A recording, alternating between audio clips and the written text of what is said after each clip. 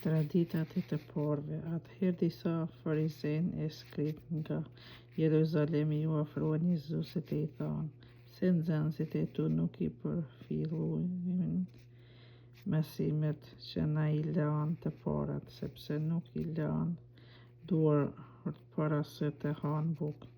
Ai u përgjigji: "E ju pse e shkelni urdhnin e hyjut për shkak të mësimit tuaj? Sepse hyji ka thënë: ndero babën dhe nanën tënde, dhe kush e mallë kon të atin e të emën, le të dëshkohet me vdekje, kurse ju mësoni kështu i thot babait e të nënës: ndihma që prej meje të takon ty, le të jetë dhuratë e shenjtë tempullit i cili s'është më i detyruar t'i ndihmoj e të kështu ju u shlyen fjalët e hyjit në emër të mësimit tuaj." Stirat sa bukur parafoli për ju Isaiah kur tha: "Ky popull më nderon me buzë, e zemra e tij është larg meje. Nderimi që ma jep është i kotë, sepse si mësim të Zotit mësojnë urdhrat që të qitur prej njerëzve, pastërtia pa për pastërtia ligjore."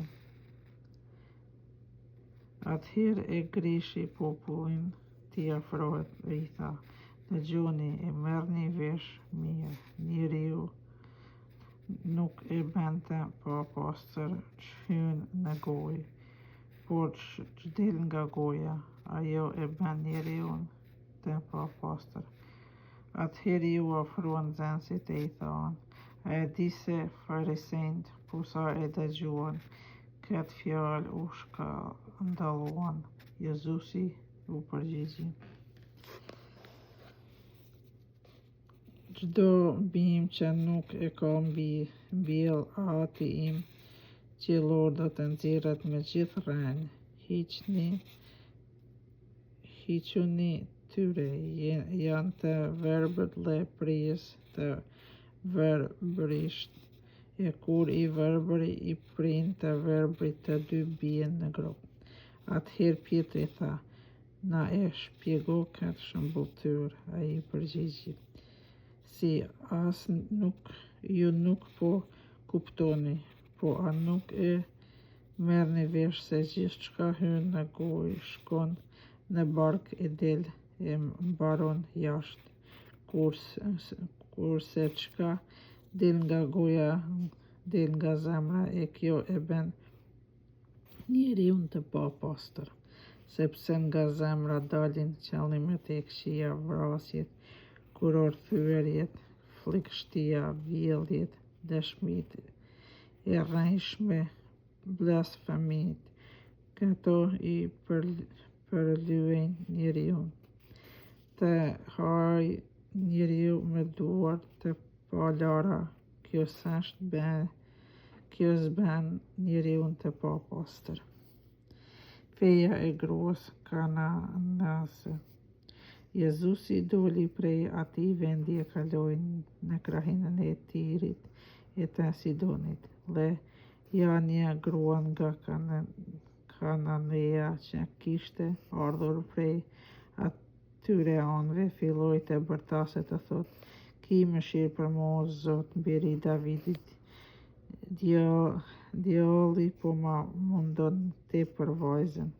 Por ai nuk ju përgjigji fare. Atëherë ju afruan nxënësit e tij i thanë: "Bëja këtë nder e të shkoj, sepse po vërtet pas nesh."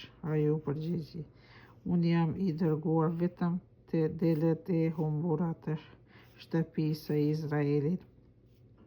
Por ai u afrua, u përkul thellë në nderim para tij e tha: "Më ndihmo, o Zot." Jezusi i përgjigji: "Nuk është mirë të marrësh bukën e fëmijëve e tua që klyshve të qenve." po o Zot, shtoj ajo, se është këllyshët handramcat që bien nga tryeza e zotërive të tyre. Atëherë Jezusi u përgjigj: O grua, e madhe është feja jote, lete bëhet ashtu si dëshiron. Në atë moment u shërua bia e saj. Shërime që të ndryshme në popull. Jezusi u nis prej andej ra bregu të detit të Galileës, u ngrit në një kodër e ul të ri atje. Ju ofruat një thurë më madhe e populli që sillte me vete të shqipt, të verbë, dorëcungë, me mec e shumë të tjerë.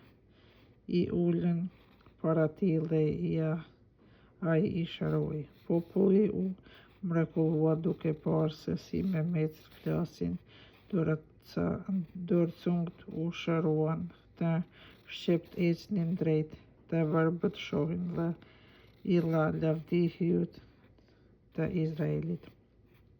Jezusi ushqen 4.000 vet. Atëherë Jezusi thiri pranë vetes nxënësit e vet u tha me dhimbset ky popull se ja tash 3 ditë rri me mua e nuk ka çka të haj. Nuk dua t'i nisi të uritur që të mos paktën urës. Nxënësit I përgjigjen: Po ku të gjenë këtu në shkërti aq bukë sa të ngijmë gjithë këtë popull? Jezusi pyeti: Sa bukë keni?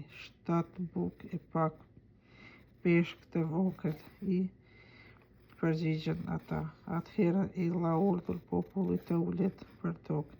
Pastaj mori 7 bukë dhe peshqit e falenderua Zotit e tha nxënësve të vet e nxënësit popullit. Të gjithë hangrën derisa u nginë e me copat e tepruara çuan plot 7 shporta.